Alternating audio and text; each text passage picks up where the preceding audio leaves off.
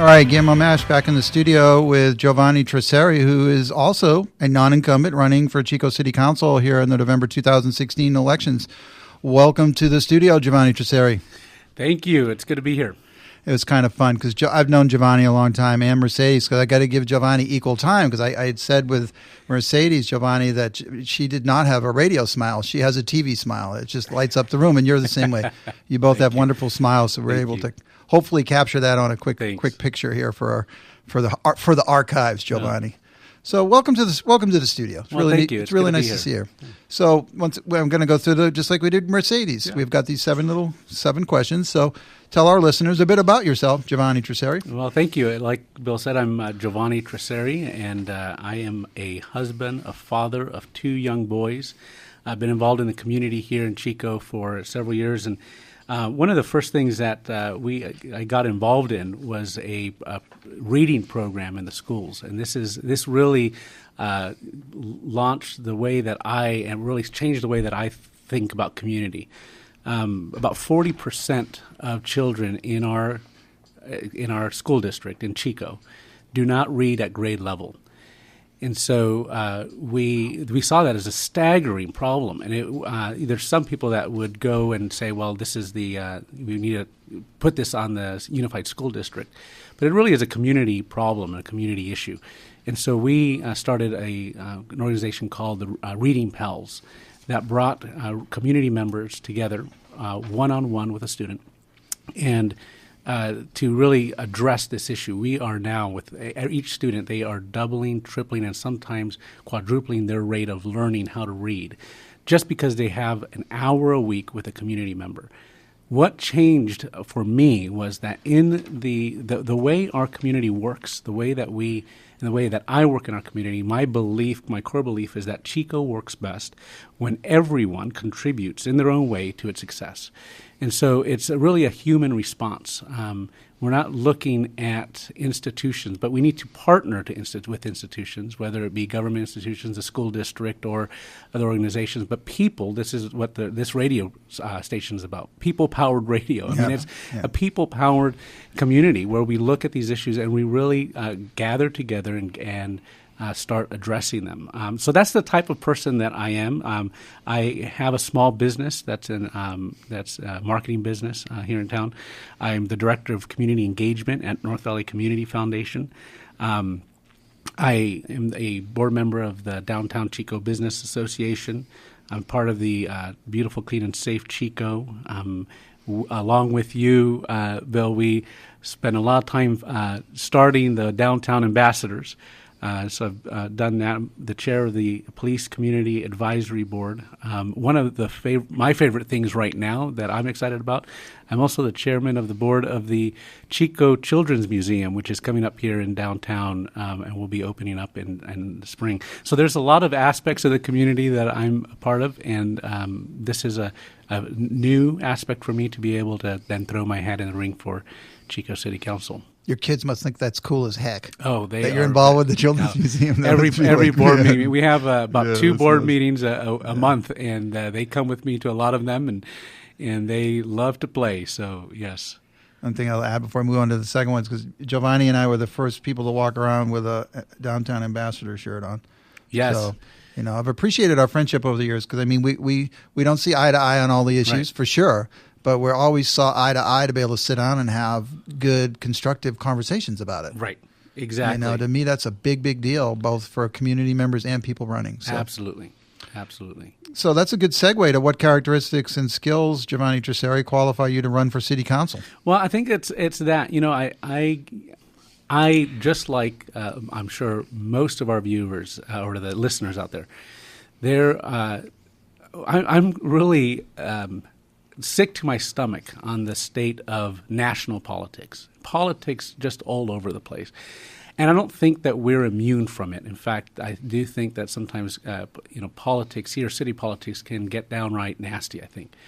But my approach, and this is what I'll bring to the table, my approach to problem solving is collaborative, nonpartisan, and focused on solutions. Just like the Reading Pals program that I mentioned to you about. It's about getting people together it's what I like to call a common ground for the common good. And I think that we can find that even if we disagree on these issues, we could do that. That's the way I like to work. I'm going to give you an example on one of these things for the city. In 2014, I was able to lead a community-wide effort to begin strategically restaffing the police department. It was the Chico Police Department staffing plan. And from that, we really built a coalition of businesses, service providers, people from all over the community to really look at public safety and come together and bring up before council. That measure passed unanimously through the city council, and that's the type of approach that and the skills and characteristics that I think that I'm qualified, including some of the things that I've been a part of with the economic development and public safety in particular.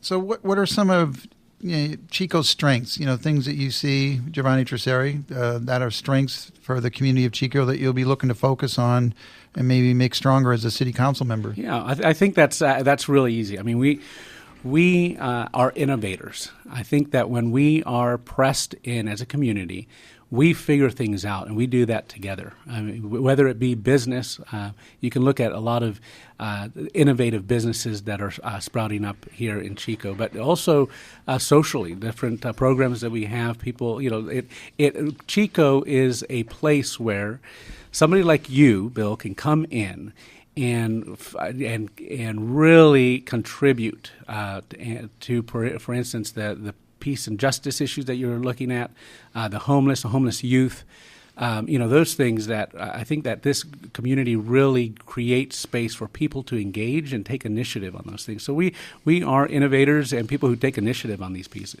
We are a compassionate community. That's what makes Chico a great place to live. We are, as I look throughout the community, as I meet people, and I see the compassion that permeates this community, that people that help people. I mean, you're known as somebody like this that is out on the street, just going out and helping people. That's why we started the Downtown Ambassador Program.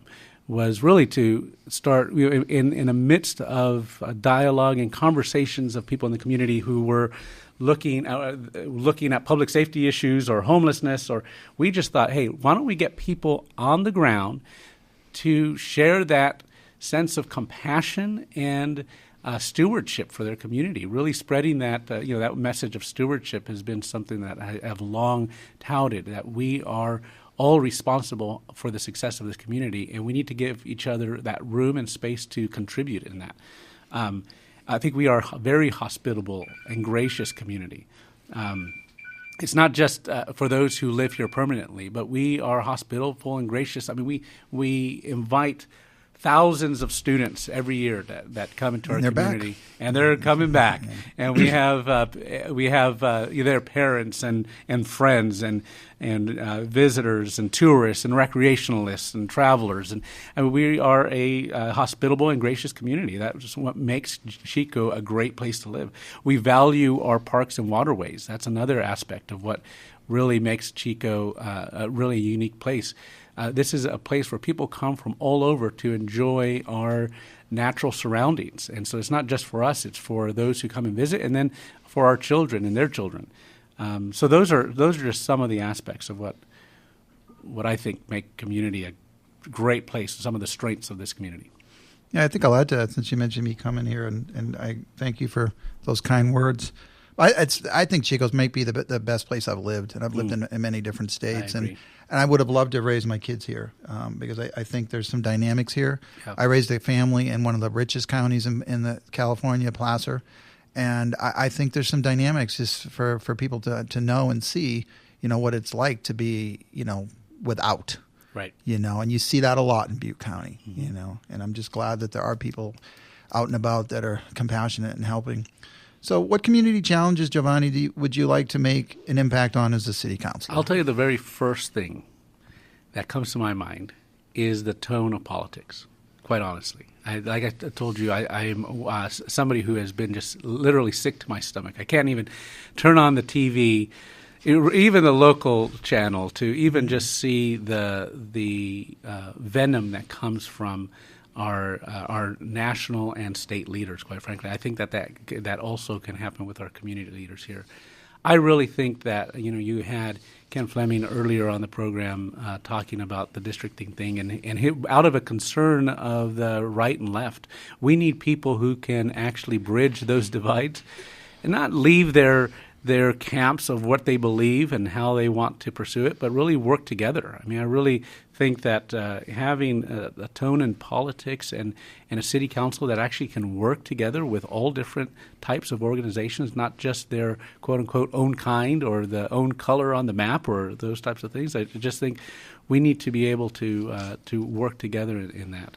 And then I would say that I would like to see we need to continue and finish this police staffing plan. We're 2 years in. Bill, that in the 2 years, just this last year alone, our crime rate has gone down 10% because of that plan. We have 2 years to go on that police staffing plan. And there needs to be a resolve with the city council to see it through and to do it in a very fiscally responsible way. And so I think that we could do that. I have the experience to do that, and I would like to make an impact on the city that way. Public safety is not just that. Public safety is an issue that affects everyone, and unfortunately, and this, the crime affects the most vulnerable in our community, our most vulnerable. It's not, and if you look at the crime rates and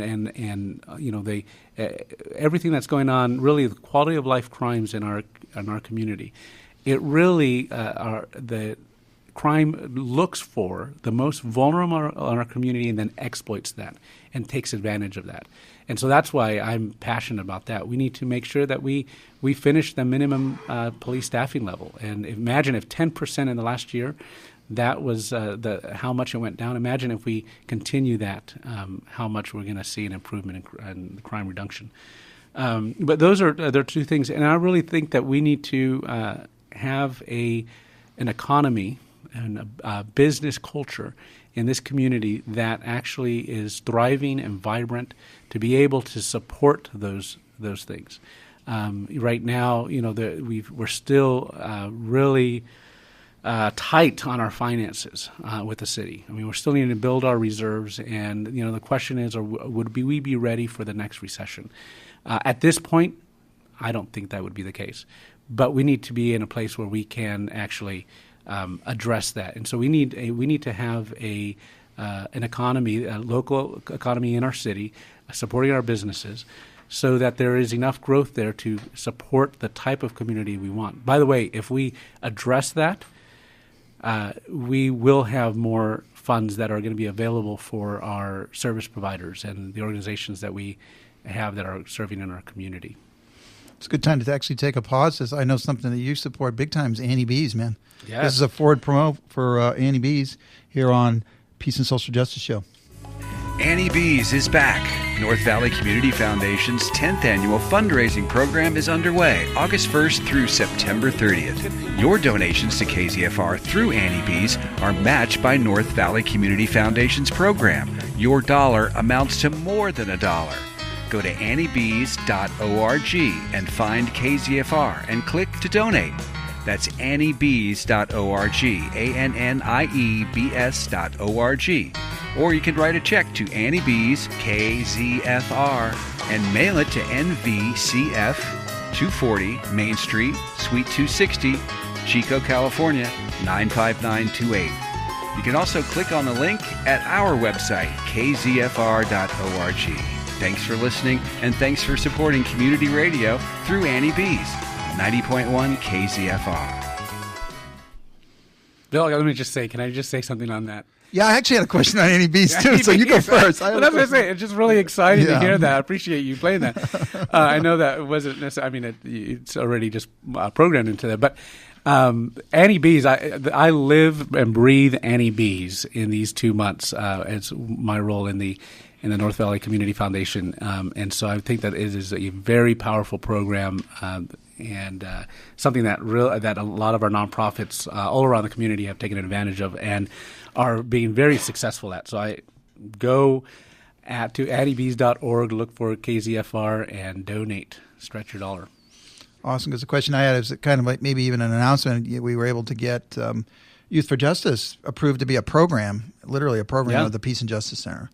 And I'm working with Chris, a good friend of yours, the finance guy there. So it was some really big things happening for Youth for Justice. But I'm bringing that up because I'm a fund under North Valley Community Foundation, so I could be able to do an Annie B fund drive myself and have people do, right? Absolutely. Well, you need to have registered for Annie Bees. I did. Okay, there you go. All right. If you register for Annie Bees, then you are in there. Awesome. So let's get back to these these 7 questions, and we're on number 6. And this is an important one to me. And what's kind of interesting, before I'll say the question really quick, but I have to give a backstory. I said, what does community as everyone mean to you? But I literally started a Facebook group that I changed to community as everyone after Arturo Morales left the community. I literally started a community watch for our friend Arturo Morales, a 96-year-old homeless gentleman. And it just was so much love and outpouring for helping him that when he left and it no longer needed a watch, I changed it to community as everyone. So what does community as everyone mean to you? Well, it's what I had mentioned earlier in this interview. I have this strong belief in this community that Chico works best when everyone contributes in their own way to its success. It's a message of stewardship. We all have a responsibility to steward this community in whatever way. I mean, I have a 5 and a 7-year-old, and even with them, it's just in any way they can.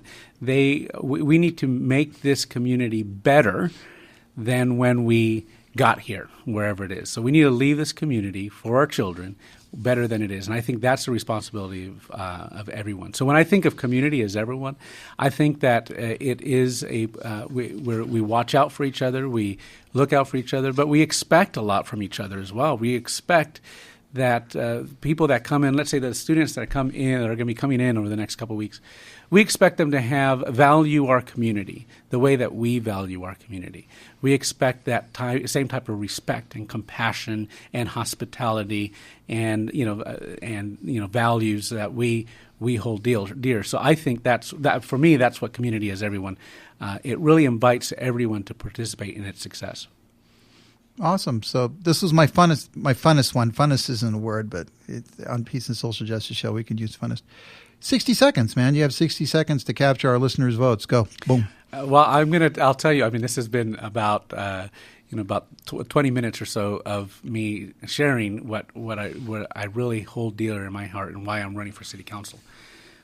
For me, I value the participation of the community in every which way. Our response to and our solutions to our challenges and our problems in our community is not going to necessarily come from 411 Main Street, from the city council. It's going to come from the people who are engaged in the community, who are taking ownership and really have a far deeper knowledge and experience of the issues that are facing the community. You need a city council that actually will listen to that, will listen to the community before making decisions, will listen to and know the community pulse on these issues, and really move forward and give leadership in that. And I'm the kind of person that, if elected, will – and actually, if I'm not elected, I'm going to be doing this anyways. But I'm going to be very collaborative. Like I had mentioned, my approach